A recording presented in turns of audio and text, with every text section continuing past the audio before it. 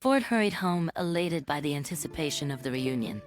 The business trip was planned to last until the beginning of January, but he had successfully managed to solve all the cases much earlier, and it was a real joy to be able to spend Christmas with his beloved wife in their cozy apartment on the 7th floor of the new building. He had bought the apartment just before their wedding, wanting to have a place to start their new life together. Ford knew that Jessica, his wife, did not cook, as she had told him on the phone yesterday that she would be celebrating Christmas in her sleep, not wanting to celebrate without him. So he stopped by the supermarket on his way home and bought slices, salads, champagne, and a bouquet of flowers for his beloved princess. Filled with love, he rushed home in a cab and used his own key to enter the kitchen quietly. He carefully put the packages down and tiptoed to the bedroom, expecting to find Jessica asleep. However, when he opened the door, he was surprised to find that she wasn't there. This confused Ford, and he immediately dialed his wife's number, but she was not available. This was strange, as Jessica had recently moved to the city to be with him. They had met through correspondence, and she had no family, friends, or colleagues in the area. Ford wondered where she could have gone, but couldn't find an answer. He tried calling her multiple times, but she didn't answer. He put the groceries in the refrigerator, decorated the Christmas tree with lights, and set the table with a festive tablecloth and dishes. He then decided to visit a friend to wish him a happy new year and pick up the car he had asked to use while he was away. Adam lived 2 blocks away, so Ford quickly made his way there. He rang the doorbell, but there was no answer. However, he noticed Adam's car in the driveway and the lights on in the hall, so he assumed his friend was wearing headphones and continued to ring and knock on the door. Adam eventually opened the door, looking genuinely surprised. He tightened his terry cloth robe and he swallowed frantically. "How are you? Have you seen a ghost?" Ford lightly shoved him on the shoulder and smiled. Adam took a confused step to the side and bit his lip. "What's the matter with you?" Ford asked again in a serious tone. As he hung up his coat, he got a silent answer himself, noticing his wife's coat in the closet, which he had bought her a month ago. In a flash, he found himself in the bedroom and abruptly opened the door, only to confirm his suspicion. Jessica was lying on Adam's bed, lightly covered by the blankets. When she saw her husband, she cried out and covered her face with her hands. Ford turned sharply, spitting through his teeth, grabbed his jacket from the closet, took his car keys from the shelf, and hurried to the door.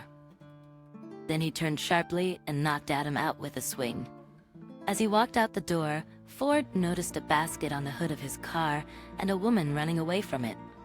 "Stop," he shouted. "Pick up your things. Stop." He wanted to chase after her, but she was already too far away. He decided he didn't have time to deal with deviants on top of his own problems. As Ford approached his car, he heard a child crying. He leaned over the basket with the baby inside and realized that now the problem would definitely be his. He rushed after the woman, but she was nowhere to be found.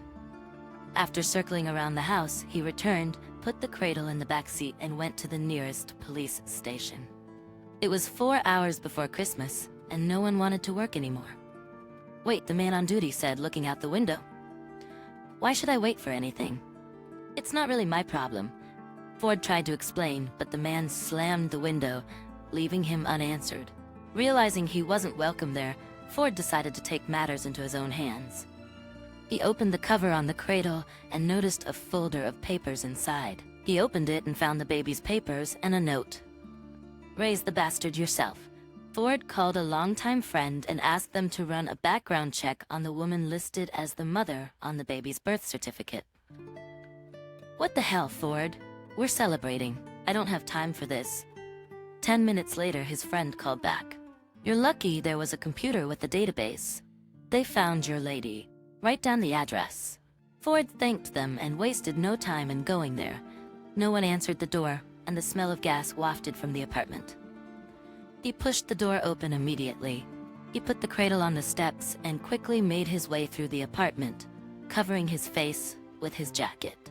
In the kitchen, a young woman was sitting on the floor, crying quietly. "Get up, you fool." Ford shut off the gas pipe, opened the window, and helped the woman up. He quickly led her out of the apartment and placed her on the steps, opening a window on the landing. She looked up at him, dazed. "Can you walk?" Ford asked loudly, and the woman nodded fearfully. He also took the cradle, in which the baby was not quite tossing and groaning, and said loudly again, so that there was no chance of disobeying. "Follow me." He put the woman in the car, placed the cradle beside her, and drove to the house. Leading the stranger with the baby into the apartment, Ford immediately discerned that the woman had apparently not eaten or slept in a long time. He pointed her to the door of the room and brought her a glass of water, which she greedily drank. The girl looked up at Ford. "Why did you take me away from there?" she asked. "Don't you understand? I don't want this life. I don't want it." "Let's see what you say in time," sternly replied Ford. "Why did you decide to give me your child?" "Not you, Adam." "I put the cradle on his car," said the woman quietly. "No, it's my car. Adam used to take yours for rides sometimes." "It's not mine," she said and cried. "He's the last bastard. I hate him. Don't get me started. Come on, I've got enough problems myself. Go wash your face and tell me what's going on." "What's your name, by the way?" "Melissa. Are you from the countryside?" "No. My parents named me after their favorite actress." Melissa washed her face and returned to the room, sat down on the sofa, and asked for water. Ford brought a glass, and after drinking the water, she began the conversation without too many reminders. I interned under him. We started dating. He promised to marry me. He spoke well, asked me out on a date, and on March 8th, he invited me to his place, laid the table, and gave me a bouquet. That was the first time I drank wine, and my head started spinning.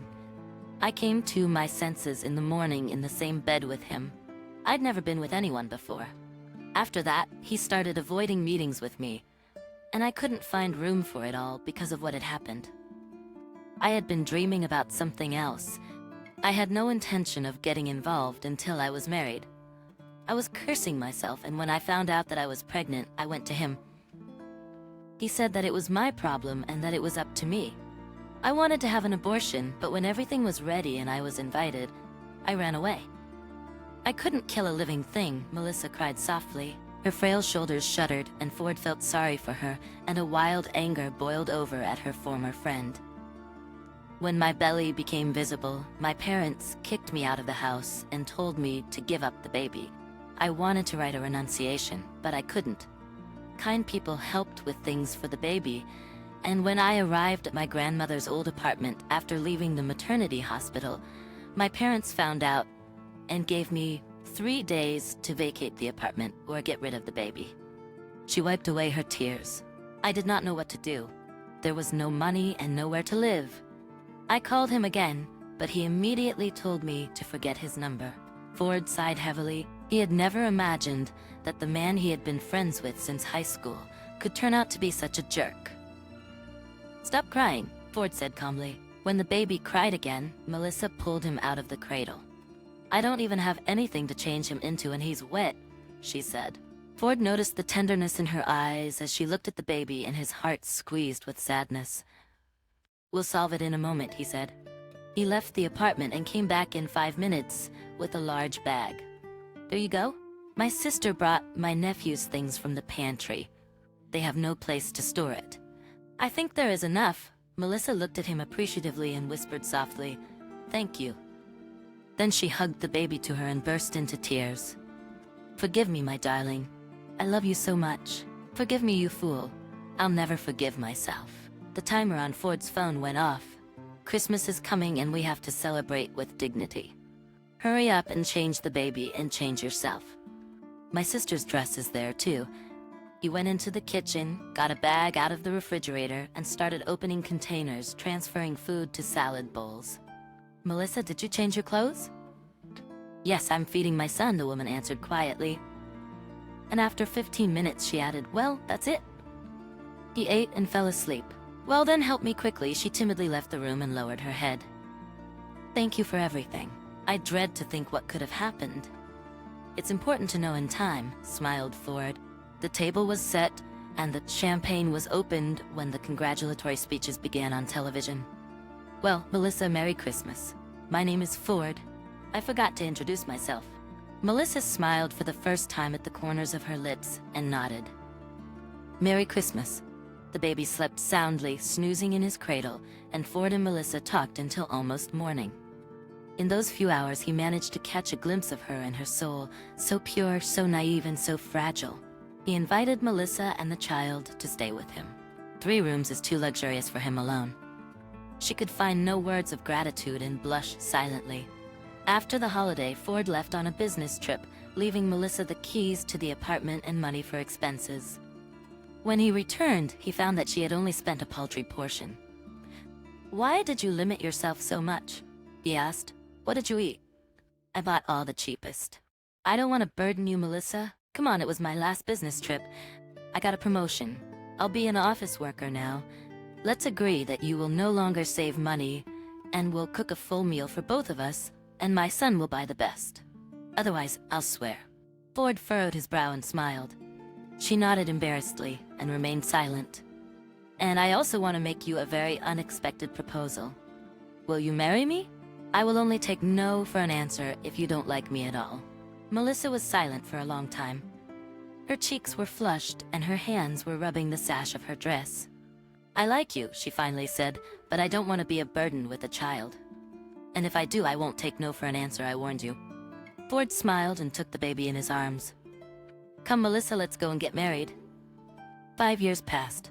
Ford and Melissa and their son and young daughter were walking in the park. On a bench sat a man in an old tracksuit, unshaven and pitiful. He was staring intently at the happy family, now at Ford, now at Melissa, now at the children.